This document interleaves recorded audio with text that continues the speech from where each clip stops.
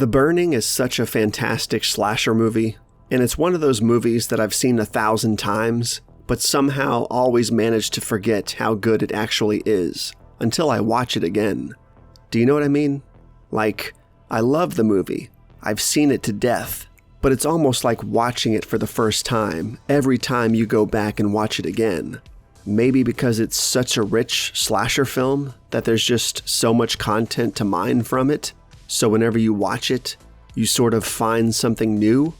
I mean, that's gotta be it, right? I feel like Sleepaway Camp is the same way. I've seen that movie countless times as well, and I cherish it in the same way I cherish The Burning.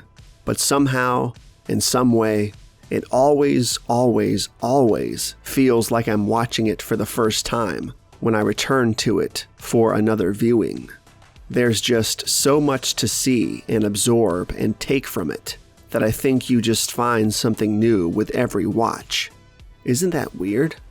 I feel like the same can't be said with a lot of slasher movies, especially with, for example, the early entries of the franchise The Burning and Sleepaway Camp are the most inspired by, whether inspired directly or indirectly, and that's my favorite horror franchise of all time, the Friday the 13th franchise. The early films of that series, that is. Part 1, Part 2, and to a lesser extent, Part 3.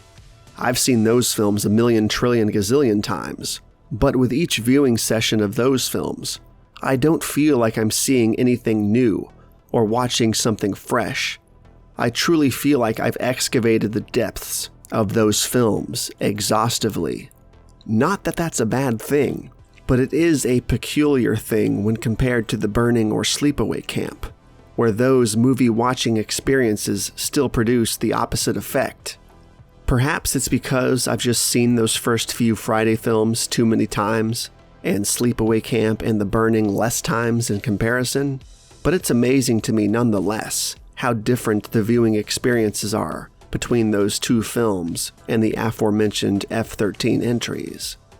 Both The Burning and Sleepaway Camp are excellent slasher flicks, and perfect for summertime movie nights, with kills and effects that not only rival those first 3 Friday the 13th films, but sometimes exceed them, which feels a little sacrilegious to say out loud considering how much I love the F-13 franchise.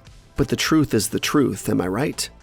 With that said, Friday the 13th, 4, 5, 6, 7, and 8 all still produce that feeling for me when I watch them, as if I'm seeing them for the first time, and I've seen those entries more than any other horror film in existence, besides, perhaps, the original Return of the Living Dead. So that shows how well those films hold up today, and how much content there is to revel in within those films, which definitely says something.